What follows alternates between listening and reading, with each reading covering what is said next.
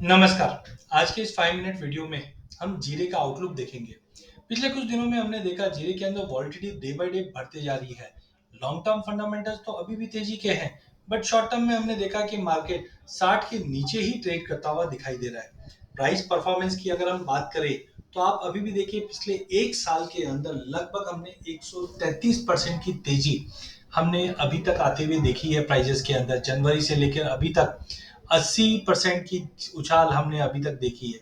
But no doubt पिछले 2 महीनों से 3 महीने से अगर हम बात करें तो प्राइजेस में एक गिरावट आई है।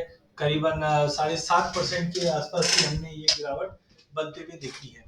ये गिरावट का कारण दो तीन था। रिसेंटली हमने देखा प्राइजेस में काफी बड़ी तेजी आ चुकी थी, तो एक प्रॉफिट बुकिंग भी बनता था। साथ में चाइना से भी हमने देखा था कि इंपोर्ट की जगह पे चाइना मार्केट में सप्लाई करने लग गया था। थर्ड है कि ऊंचे भाव को देखते हुए स्विंग बढ़ते हुए दिखाई दे रही है, जिसके चलते भी प्राइजेस में हमने ये दबाव देखा। तो कुल मिलाकर अगर हम सितंबर मिड से देखें तो आप ये देख सकते हैं प्राइजेस के अंदर जो 65,000 का भाव मारा था, यहाँ से कंटिन्यू मार्केट ने गोता लगाकर नीचे में 53,500 तक का भी लेवल दिखाने के बाद एक अच्छी खासी रिकवरी मिली है अभी पिछले 2-3 हफ्तों के अंदर। एक हफ्ते की बात करें तो 4.5% की तेजी के साथ 58 तक चले गया था, बट मार्केट फिर से 55,800 के करीब इस वक्त ट्रेड कर रहा है। तो वॉलिटिलिटी तो काफी ज्यादा है, बट आइए देखते हैं हम फंडामेंटल में क्या सीन है। तो सबसे पहले अगर फंडामेंटल की अगर हम बात करें तो जीरे के अंदर हमने लगभग 130% की तेजी एक साल में देखी है। जिस ढंग से हम देख रहे हैं बैलेंस शीट काफी टाइट है, स्ट्रॉन्ग एक्सपोर्ट डिमांड बना हुआ है। न्यू क्रॉप की अगर हम बात करें तो पिछले साल की अगर क्रॉप देखें वो भी कमजोर थी, क्योंकि एफ का मानना था कि 72 के आसपास की क्रॉप रहेगी, बट घूम फिर के अगर हम देखें तो 60 के नीचे चले गए, जिसके चलते प्राइजेस को सपोर्ट मिला है। फेस्टिव सीजन है और हमने देखा कोविड के बाद से स्लोली एंड स्टडीली जो डिमांड है होरेका इंडस्ट्री से वो कंटिन्यू बढ़ रही है। रिसेंटली अनफेवरेबल वेदर कंडीशन होने की वजह से कहीं ना कहीं जो एक्रेजियस या यील्ड में जो फॉल आया था, ये भी मुख्य कारण बना था इस तेजी का। स्टॉक की बात करें तो काफी कम है स्टॉक, जिसके चलते भी प्राइजेस के अंदर हमने एक अच्छा उछाल बनते हुए देखा। आगे जाकर अगर हम बात करें कि आगे का आउटलुक कैसा रहेगा, तो सबसे पहले अपॉर्चुनिटी में जहाँ पे हम देख रहे हैं कि ऑलरेडी हम नवरात्रों में हैं। इसके बाद दशहरा, दुर्गा पूजा, दिवाली, तो ये कंटिन्यू फेस्टिव सीजन रहेगा डोमेस्टिक एंड इंटरनेशनल। इंटरनेशनल में हम चाइना की बात ज्यादा करते हैं। चाइना के अंदर भी चाइनीज न्यू ईयर है, ये फरवरी में होना है। तो उससे पहले हम देखते हैं जनरली इसमें भी डिमांड बढ़ने लग जाती है। तो इंडिया एंड फॉरेन दोनों में ही फेस्टिव सीजन बने हुए हैं, जिसके चलते डिमांड बढ़ेगी। साथ में अगर हम बात करें स्टॉक की, तो पिछले साल का क्रॉप साइज कम था, एंडिंग स्टॉक कम था, इसकी वजह से स्टॉक आने वाले 6 महीने के लिए अभी काफी क्रिटिकल रहेगा, जिसकी वजह से भी भाव को सपोर्ट मिलेगा। जैसे कि हम जानते हैं कि जो नया माल आना है वो वैसे भी फरवरी मार्च में आए आता हुआ दिखेगा। तो एज ऑफ नाउ हमें लगता है कि जो लिमिटेड इन्वेंट्रीज है या लिमिटेड स्टॉक्स है, ये काफी चैलेंजिंग रहेगा डोमेस्टिक डिमांड और इंटरनेशनल डिमांड को देखते हुए, जो प्राइजेस को आने वाले 2-4 महीने तक कंटिन्यू तेजी रखेगा। तो कुल मिलाकर नई क्रॉप आने से पहले पहले भाव तेजी में ही रहेंगे। वहीं अगर एक्सपोर्ट्स की बात करें तो डेफिनेटली धीरे धीरे एक्सपोर्ट्स इंप्रूव होता हुआ दिखाई देगा। तो कुल मिलाकर एक्सपोर्ट्स की डिमांड अच्छी है, डोमेस्टिक मार्केट की डिमांड अच्छी है। बीच में कुछ कंसर्न्स थे कि सीरिया और तुर्की से अगर हम देखेंगे तो माल आएगा, बट अब वहां पे रिसेंटली हमने देखा इजराइल का जो कंसर्न है ये पूरे मिडिल ईस्ट पे दबाव रखेगा। तो खास करके सीरिया तुर्की एकदम की एरियाज है। तो आई थिंक यहाँ पे जो एक्सपोर्ट यहाँ से होने थे वैसे भी खत्म हो चुकी है क्रॉप वहाँ की, बट कुल मिलाकर इसका बेनिफिट इंडियन मार्केट को मिलता हुआ दिखाई देगा। नो डाउट कुछ चैलेंजेस भी है, बिकॉज अगर हम देखें तो जिस ढंग से बहुत ही ज्यादा छोटे टाइम फ्रेम में भाव बढ़ गए हैं, तो ये डिमांड को इम्पैक्ट दे सकता है। अभी ये माना जा रहा है कि जो बरसाती पिछले हफ्ते भर में हुई है वो थोड़ी बहुत फेवरेबल है, जिसके चलते सोइंग को बेनिफिट मिलेगा। लेकिन आप ये देखिए भाव इतना ऊंचा है, सोइंग तो बढ़कर आएगा, लेकिन जो एडुकेट मॉइस्चर सपोर्ट होना चाहिए दिसंबर जनवरी में, वो काफी इंपॉर्टेंट है। रिसेंटली हमने आईएमडी से भी सुना है कि सुपर एलनिनो आने की बातें हो रही है। तो ये साल तो हमने देखा एलनिनो की वजह से काफी वेदर इरेडिकल वेदर कंडीशन रहा है। अब अगर ऐसा अगले साल भी रहा तो इसका भी बेनिफिट प्राइजेस को मिल सकता है। लेकिन एज ऑफ नाउ जो बरसातें हुई है उसकी वजह से प्राइजेस में थोड़ा सा दबाव हुआ है। एरिया डेफिनेटली डबल्ड होगा। चाइना का जो इन्वॉल्वमेंट है वो री एक्सपोर्ट होने में आ गया था, जिसकी वजह से दबाव बना था। एक्सपोर्ट जिस ढंग से हम उम्मीद कर रहे थे बहुत ही अच्छा शानदार बढ़ेगा, बट उतना ज्यादा हुआ नहीं है। कुछ थ्रेट भी बने हुए हैं, क्योंकि ओवर सप्लाई जैसे जैसे भाव में तेजी आती है हम अराइवल प्रेशर मार्केट में आते हुए देखते हैं। क्रॉप साइज भी आगे जाकर अच्छी रहेगी, जो प्राइजेस पे एक दबाव दे सकता है। रिसेशन के कंसर्न्स ज्यादा बढ़ते हुए दिखाई दे रहे हैं, जिस ढंग से अभी ऑयल एंड गैस में कंसर्न्स बने हुए हैं। तो थोड़े बहुत है कंसर्न्स, खास करके जैसे बांग्लादेश है प्रोमिनेंट बायर है हमारा, बट यहाँ पे हम देखें तो प्राइजेस कॉम्पिटिटिव इतने नहीं दिखाई दे रहे। बट ओवरऑल जो स्टॉक टू यूज रेशियो की अगर हम बात करें तो माल काफी कम लेना है, जिसकी वजह से भाव में कंटिन्यू तेजी का रुख रहेगा।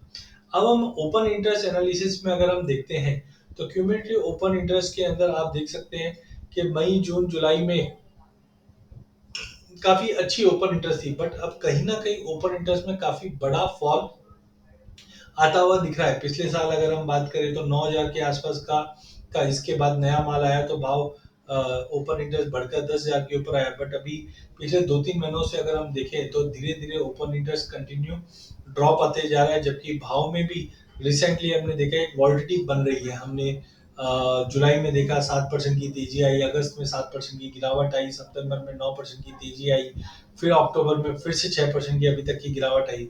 तो वॉलिडिटी कंटिन्यू मेंटेन है, बट कुल मिला के सिनेरियो जो है वो साइडवे है एज ऑफ नाउ तो।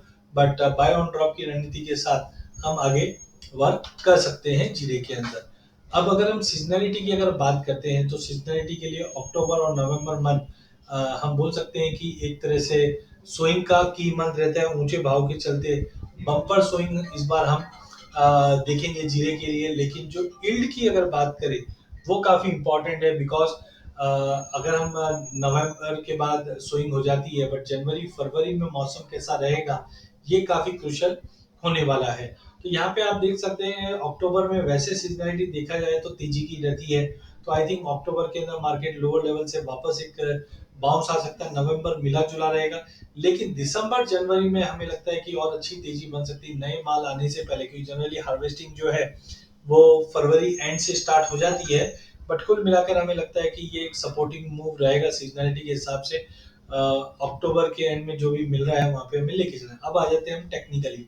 तो टेक्निकली आप देखेंगे तो ये जनवरी फरवरी से ही हमने देखा है एक राउंडिंग बॉटम बना, ब्रेकआउट आया और हमारा जो टारगेट एक्सपेक्टेड था वो अचीव हो गया।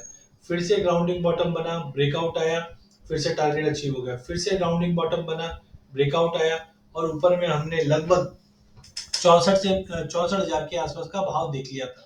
बट यहाँ पे थोड़ा टेक्निकली ओवरबॉट भी था और ये टाइम फिबोनाची अगस्त में बता रहा था कि मार्केट में गिरावट लेगा। अगर आपको ध्यान हो तो मैंने क्लियर कहा भी था कि 15 अगस्त के बाद जीरे में, धनिये में, हल्दी में सभी में करेक्शन लेगा। तो जैसे टाइम फिबोनाची ने चेंज किया हमने देखा मार्केट में गिरावट का रुख लिया और मार्केट जाके 52,500 52,800 के आसपास सपोर्ट लेता हुआ दिखाई दिया।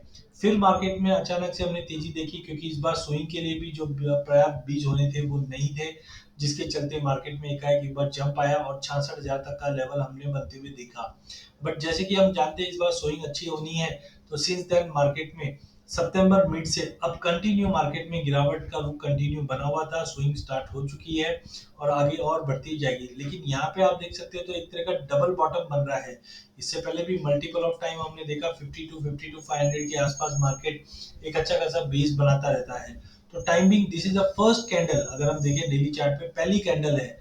बट ओवरऑल हमें लगता है ये एक स्ट्रॉन्ग सपोर्ट का रूप ले सकता है। रेड लाइन वो है 49,800, मतलब 50,000 मोटा मोटी पकड़ के चलिए। बट करंट लेवल से ही मार्केट अगर सपोर्ट लेके उठता है तो एक अच्छे संकेत रहेंगे। और 50 मूविंग एवरेज के ऊपर मतलब 57,000 के ऊपर अगर निकल जाता है भाव, तो आप मान के चलिए मार्केट में अच्छी तेजी बनेगी। उसके लिए सोइंग की न्यूज पे दबाव आना था वो हमने ऑलमोस्ट देखा है। थोड़ा बहुत और 1,000-2,000 की दबाव मिल सकती है, लेकिन आगे वेदर को लेकर, डिमांड को लेकर, कैरी ओवर को लेकर जो चिंताएं है वो कहीं ना कहीं प्राइजेस को 57 के ऊपर एक बार निकल जाता है तो मुझे लगता है कि प्राइजेस 66 का जो रिसेंट हाई है वो तोड़ता हुआ दिखाई देगा।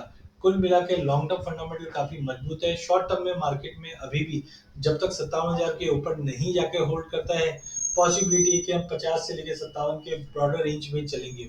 बट कुल मिलाकर लेके काम करना चाहिए, थोड़ा बहुत पुल बैक मिल जाए कि स्ट्रॉन्ग रिवर्सल का साइन है मंडे से।